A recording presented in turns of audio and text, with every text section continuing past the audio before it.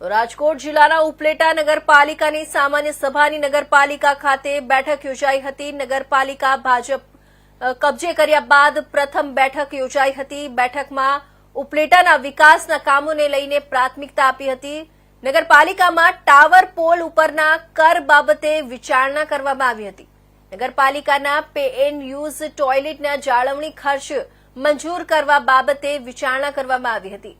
દરબારગઢ school Rajmoti સ્કૂલમાં fire system વિકસાવવા માટે તેમજ મોજ નદી પર કોઝવે બનાવવા વિચારણા કરવામાં આવી હતી। કોલકી રોડ પર ફિલ્ટર પ્લાન્ટની મોટર બદલાવવા તેમજ ફિક્સ પગારદારોના ચૂકવવા તેમજ વાહનોમાં જાન્યુઆરી અને ફેબ્રુઆરી 2025ના ડીઝલ પેટ્રોલનો ખર્ચ બાબતે માહિતી આપવામાં આવી હતી। વર્ષાબેન ગજેરા, ઉપલેટા નગરપાલિકા પ્રમુખ। વર્ષાબેન, જે આજે જનરલ બોર્ડની મિટિંગ મળી હતી તે માટે કઈ કામોને વેગ આપવામાં આવ્યો છે અને શું કહેશો?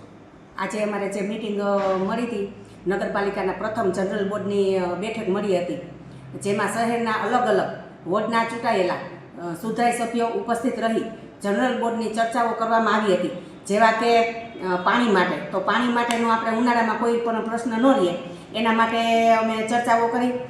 પછી લાઇટ, તો લાઇટ કે જેવા છેવાડાના વિસ્તાર હોય તેમાં કોઈને તકલીફ ન પડે, હરવા ફરવામાં જે લોકોને હાંજના નીકળતા હોય એવી લોકોને તકલીફ ન પડે, અને જેવા કે લોકો હરવા ફરવા નીકળતા હોય તો નગરપાલિકાની જે જગ્યા આવતી હોય, બાવલા ચોક છે, બગીચો છે, પછી આપણે તાલુકા શાળામાં મેદાનમાં છે કે એવી જગ્યા હોય તો આપણે ત્યાં બેન્ચીસ મુકાવી અને લોકોને બેસવા